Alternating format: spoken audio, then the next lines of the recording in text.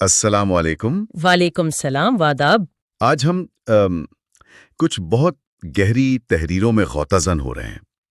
کچھ مضامین ہیں، کچھ ذاتی نوٹس اور ایک خاص چیز جو ہمیں ملی وہ احمد آباد سے جناب عثمان قریشی صاحب کا بھیجا ہوا ایک بڑا پر اثر تجزیہ ہے۔ جی میں نے بھی وہ تجزیہ دیکھا، واقعی دل کو لگتا ہے، اور ان سب تحریروں کا نچوڑ، ان کی روح، وہ ایک ہی سوال پوچھتی محسوس ہوتی ہے نا؟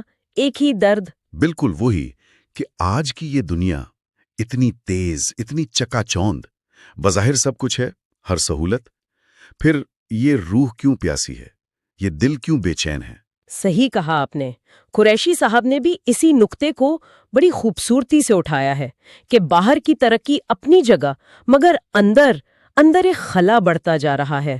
ہاں، باہر سے مضبوط دکھنے والا انسان سہولتوں میں گھرا ہوا، لیکن اندر جھانکے تو ٹوٹ پھوٹ، بے یقینی، یہ جو معاشرے میں ایک عجیب سی افراتفری ہے، ایک شور ہے۔ جی، رشتے ہیں مگر وہ پہلے جیسا خلوص نہیں رہا، شاید وہ گہری محبت، وہ اپنائیت کہیں کھو گئی ہے۔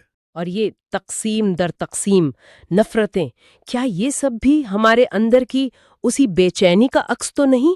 بہت بہت گہرا سوال ہے، لیکن ان تحریروں میں، اسی تجزیے میں ایک امید کی کرن بھی نظر آتی ہے، ایک راستے کا ذکر ملتا ہے۔ جی ہاں، ایک قدیم راستہ، مگر ہمیشہ تازہ رہنے والا، جو اس پیاس کو بجھا سکتا ہے، اس بے چینی کو سکون میں بدل سکتا ہے۔ اور وہ راستہ ہے تصوف۔ بالکل، تصوف، مگر یہ سمجھنا ضروری ہے کہ یہ کوئی خشک فلسفہ نہیں ہے۔ جیسا کہ ان تحریروں میں واضح کیا گیا، نہیں، بالکل نہیں۔ یہ تو ایک عملی سفر ہے، روح کا سفر۔ اس کی بنیاد کیا ہے؟ کہاں سے شروع ہوتا ہے یہ سفر؟ اس کی بنیاد وہ مشہور حدیث جبریل ہے نا، اس میں جو احسان کا درجہ بیان ہوا ہے۔ اچھا، جی، کہ اللہ کی عبادت ایسے کرو گویا تم اسے دیکھ رہے ہو، اور اگر یہ کیفیت نہ ہو تو کم از کم یہ یقین ہو کہ وہ تمہیں دیکھ رہا ہے۔ سبحان اللہ۔ یعنی یہ صرف ایک تعریف نہیں، یہ ایک حالت ہے، ایک کیفیت ہے۔ بالکل، ایک اندرونی کیفیت، اور اس تک پہنچنے کا راستہ وہ ہے تزکیہ نفس۔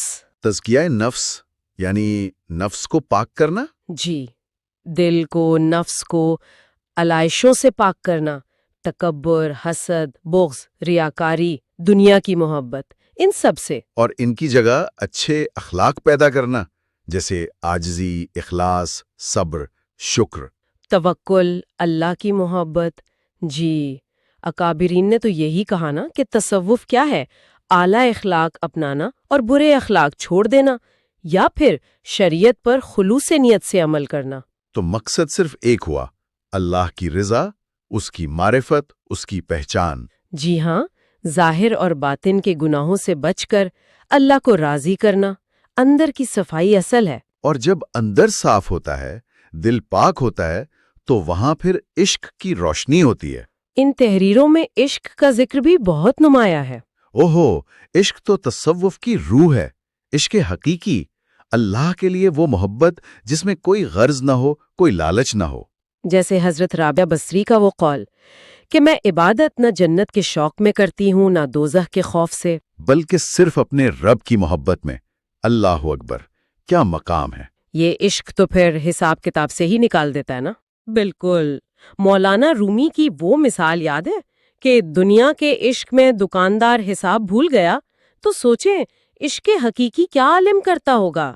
اور علامہ اقبال، انہوں نے تو عشق رسول صلی اللہ علیہ وآلہ وسلم کو ہی ملت کی طاقت قرار دیا، ایمان کی بنیاد۔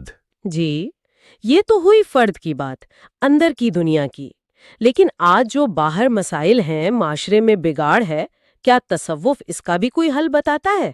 ہاں، یہ اہم سوال ہے، ذرا اس طرف بھی اشارہ کرتے ہیں۔ یقیناً بتاتا ہے۔ تصوف کا پہلا سبق ہی یہی ہے کہ اصل جنگ باہر نہیں، اندر ہے، اپنے نفس کے خلاف۔ یعنی جب انسان اپنے اندر کی برائیوں پر قابو پاتا ہے، غصہ، نفرت، لالچ، تو باہر خود بخود امن آنے لگتا ہے، معاشرہ پرسکون ہونے لگتا ہے۔ وہ واقعات یاد کریں، حضرت حسن بصری نے پڑوسی کی تکلیف کا جواب تحفے سے دیا۔ جی جی، امام ابو حنیفہ نے اس شرابی پڑوسی کی ضمانت دی جو رات بھر انہیں تنگ کرتا تھا، اسے چھڑوایا، نصیحت کی۔ یہ ہے عملی تصوف، نفرت کا جواب محبت سے، برائی کا جواب بھلائی سے۔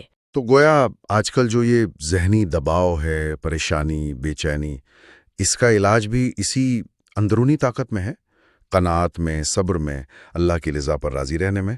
بلا شبہ جب دل میں سکون ہو، اللہ پر توکل ہو، تو دنیا کی پریشانیاں وہ اپنا اثر کھو دیتی ہیں، مادیت کی دوڑ سے نکل کر روحانیت میں پناہ ملتی ہے۔ لیکن یہ سفر یہ آسان تو نہیں ہوگا۔ نہیں، بالکل نہیں۔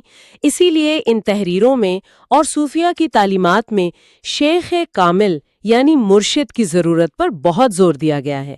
ایک رہنما چاہیے۔ اچھا، رہنما اور بیت کا بھی ذکر ہے، وہ کیا ہے؟ بیت وہ مرشد کے ہاتھ پر ایک عہد ہے، گناہوں سے توبہ کا اور آئندہ اللہ کے احکامات پر چلنے کا۔ اور پھر وہ مراحل ہیں، شریعت، طریقت۔ جی، شریعت یعنی اللہ کا قانون، اس پر چلتے ہوئے طریقت یعنی روحانی راستہ طے کرنا، پھر معرفت یعنی اللہ کی پہچان نصیب ہونا، اور آخر میں حقیقت تک پہنچنا۔ تو ان تمام باتوں کا، ان تجزیوں کا، خاص طور پر جناب عثمان قریشی صاحب کے نکات کا لب لباب نچوڑ شاید یہی ہے کہ اصل سکون، اصل امن وہ باہر نہیں ہے، وہ ہمارے اندر ہے، اس کا سر چشمہ ہمارے باطن میں ہے۔ اصل انقلاب باہر سے نہیں آتا، وہ اندر سے شروع ہوتا ہے۔ جب دل بدلتا ہے تو دنیا بدل جاتی ہے۔ بالکل۔ اور یہیں آ کر وہ سوال پھر سے ذہن میں گونجتا ہے جو دل کو جھنجھوڑتا ہے کہ کیا ہم تیار ہیں اپنے اندر کی اس پیاس کو بجھانے کے لیے، اس روحانی سفر پر نکلنے کے لیے، یا بس باہر کے شور میں، باہر کے اندھیروں میں ہی بھٹکتے رہنا ہے۔ یہ پکار، یہ راستہ، یہ صرف کسی ایک گروہ کے لیے نہیں، یہ تو پوری انسانیت کے لیے شفا ہے، روح کی شفا، امن کا پیغام۔ دعا ہے کہ اللہ ہم سب کو اپنے اندر جھانکنے کی توفیق دے، اپنی روح کو پہچاننے کی اور عشق حقیقی کی اس لازوال دولت سے مالا مال ہونے کی توفیق عطا فرمائے۔ آمین ثم آمین۔ خدا حافظ۔ خدا حافظ۔